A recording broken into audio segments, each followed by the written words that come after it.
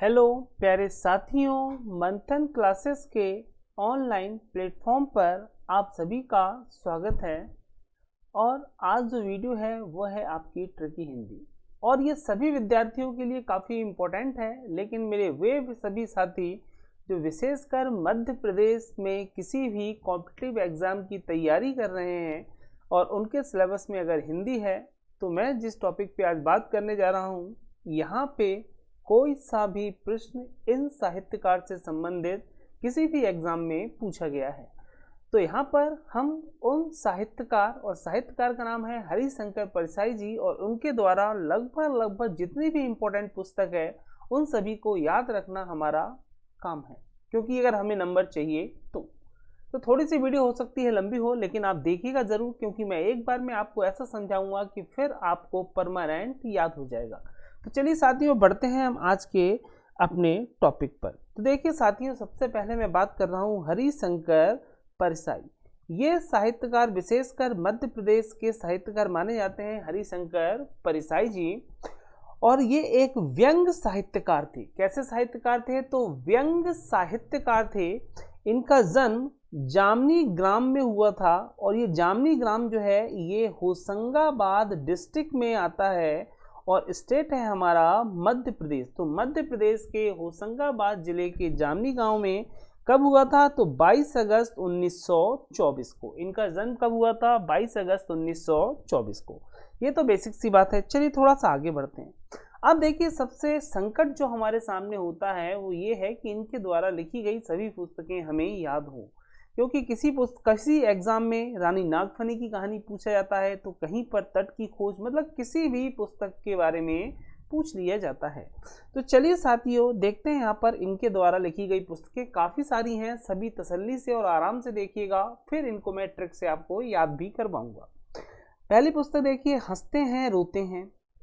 फिर अगली पुस्तक है जैसे उनके दिन फिरे।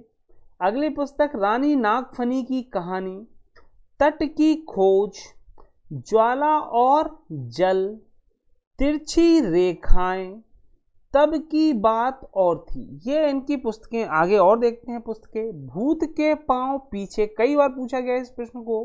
बेईमानी की परत, अपनी अपनी बीमारी, प्रेमचंद्र के फटे जूते, माटी कहे कुम्हार से, पगडंडियों का जमाना, काग भगौड़ा, वैष्णव की फिसलन, उखड़े खंबे, सदाचार का ताबी। जी देखिए, इतनी सारी पुस्तकें हैं। इनकी पुस्तकें और भी हैं, लेकिन ये सब वो पुस्तकें हैं जो किसी न किसी एग्जाम में पूछा गया है साथियों। फिर देखिए कुछ और विशेष पुस्तकें। विकलांग श्रद्धा का दौर, तुलसीदास चंदन घिसे, बस की यात्रा, और शिकायत मुझे भी। ये इनके द्वारा लिखी गई पुस्तकें हैं। और साथियों, अगर इतनी पुस्तकें ऐसे याद करेंगे हम डायरेक्ट, तो अन्य साहित्यकारों के कारण हमारी पुस्तकें आपस में मिक्स होती हैं, जिसे हम भूल जाते हैं। तो चलिए साहित्य, यहाँ पर इनकी हम पुस्तकों को याद रखने के लिए चलते हैं एक छोटी सी ट्रिक की ओर। देखते हैं ट्रिक को। देखिए, भूत के डर से, भैया भूत से तो बहुत सारे लोग डरते हैं, तो भूत के डर से बीमार होते हैं लोग। तो भूत के डर से बीमार रानी, ये है रानी जी। और ये किससे डर रही हैं? तो भूत के डर से कैसी हो गई? बीमार हो गई। तट की तिरछी पगडंडियों पर हंसते रोते। ये तट है, क्या है? ये तट है। और देखो तिरछी है ना, ये टेढ़ी वेढ़ी सी हो रही है। तो तट की तिरछी पगडंडियां मतलब रास्ता होता है। तो तट की तिरछी पगडंडियों पर हंस भी रही हैं और कभी कभी रो भी रही हैं। हंसते रोते विकलांगों के प्रेमी। देखो ये जो है ना, ये है, मैं इसकी बात कर रहा हूं इनकी। और ये विकलांगों के प्रेमी, तो विकलांग भी इनसे मिलने आते हैं। तो विकलांगों के ये प्रेमी हैं, और विकलांगों के प्रेमी भी हैं। और कैसे हैं? तो बेईमान हैं और तुलसीदास।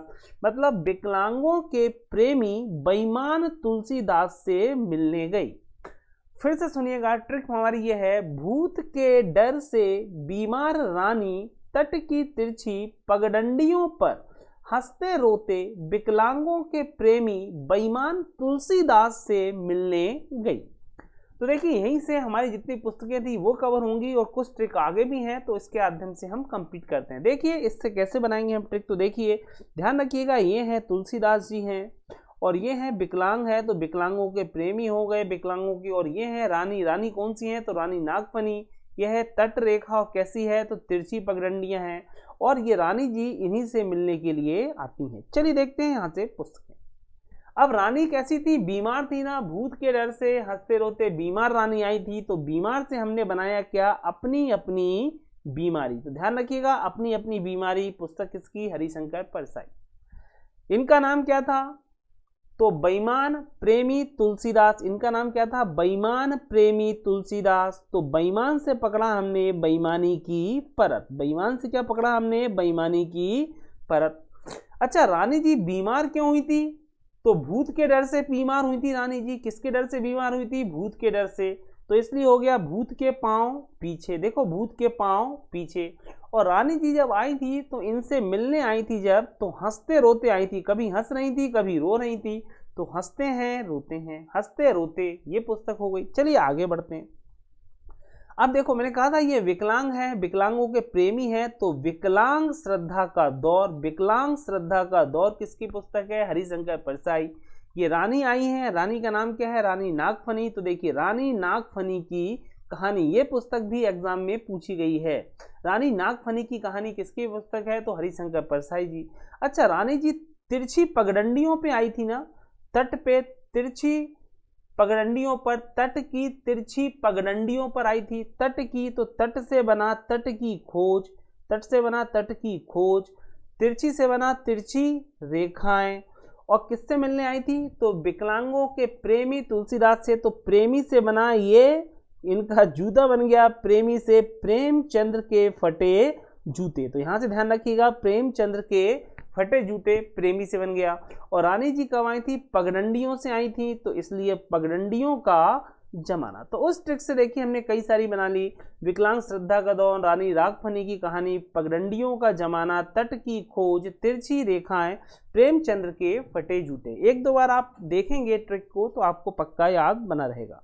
अब हुआ क्या, आगे की घटना सुनो। अब रानी जी जो है वो तो आ गई हमारे इन महाशय के पास। किसके पास आई तो बेईमानों के प्रेमी तुलसीदास, विकलांगों के प्रेमी बेईमान तुलसीदास के पास आई।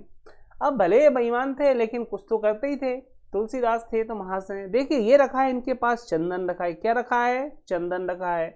और ये जो है एक ताबीज है इनके पास, ताजीब ताबीज है। क्या है ये, ताबीज है। हम सभी को मालूम है कि ताबीज पहनाया जाता है, कुछ लोग ताबीज पहनने सही भी होते हैं, ऐसी परंपराएं चली आ रही हैं भारतवर्ष में।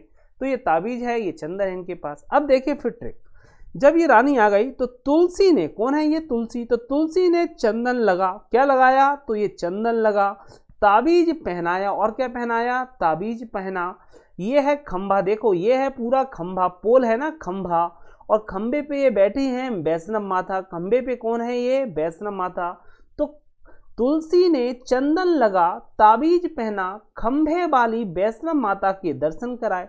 तो तुलसी ने क्या किया, इन रानी को चंदन लगा दिया, इनको ताबीज पहना दी। और वैष्णव माता जो है, ये वैष्णो देवी माता जो है खंबे पे टिकी हुई हैं, इनके दर्शन कराए। बस दर्शन कराए, जैसे ही दर्शन कराएंगे तो अब क्या होगा तो वो भी देख लेते हैं। दर्शन कराए तो वैसे ही रानी के दिन फिरे, मतलब रानी सही हो गई, डर वर खत्म हो गया, बीमार थी सही हो गई। वैसे ही रानी के दिन फिरे, वैसे ही रानी के दिन फिरे। बस में बैठकर भाग गई, बस में बैठकर, अब दिन फिर गए तो भैया बस में बैठ के तो घर जाएंगी जाएंगी। वैसे ही रानी के दिन फिरे, बस में बैठकर भाग गई। तब की बात और थी, लेकिन आज की डेट में ऐसा नहीं होता ना। तो अब तुलसीदास बचे ना, ऐसी कुछ व्यवस्था। इसलिए मैं कह रहा हूं कि तब की बात और थी। अब देखो इन्हीं से हम यहाँ पर ट्रिक पे से हमने क्वेश्चन बनाया। किसके दर्शन कराए थे, वैष्णव माता के। तो वैष्णव से हो गया वैष्णव की फिसलन। क्या पहनाया था, ताबीज पहनाया था इन्होंने, तो सदाचार का ताबीज। ये क्या है, चंदन है। तो तुलसीदास ने क्या लगाया, चंदन घिसे। तुलसीदास चंदन घिसे, तो तुलसी चंदन घिसे। यहाँ से ट्रिक से क्वेश्चन बन गया हमारा। अब ये माता जो है कहाँ है, खंबे पे है। और खंबा कैसा है, तो उखड़ा हुआ खंबा है। उखड़े हुए खंबा कब बनता है लकड़ी का, जब वृक्ष काट लिए जाते हैं तब उस खंबे को फिर लगा देते हैं। तो उखड़े खंबे, खंबे से ये बन गया। तो तुलसी ने चंदन लगा, तो तुलसी चंदन घिसे। ताबीज पहना, तो सदाचार का ताबीज। खंबे वाली, तो खंबे से उखड़े खंबे। वैष्णव माता के दर्शन, तो वैष्णव की फिसलन करवाए। फिर मैंने कहा कि वैसे ही रानी के दिन फिरे, तो देखो वैसे ही रानी के दिन फिरे, तो वैसे ही से जैसे उनके दिन फिरे, जैसे उनके दिन फिरे, किसके दिन फिरे, तो रानी के दिन फिरे। फिर क्या हुआ कि रानी जी आई, और ये रानी जी यहाँ पर आई और आके किस में बैठ गई, तो रानी जी ये बस में बैठेंगी, तो बस में बैठकर भाग गई। पीछे कहा था मैंने, बस में बैठकर भाग गई। और तब की बात और थी, ये प्राचीन बात है, तब की बात और थी, तो बस की में बैठकर भाग गई। तो देखो बस है ना, बस बस बस, बस से क्या बना, बस की यात्रा। बस से कौन सी पुस्तक बनी, बस की यात्रा। और भाग गई, भाग से पकड़ लेना आप काग भगौड़ा, काग भगौड़ा।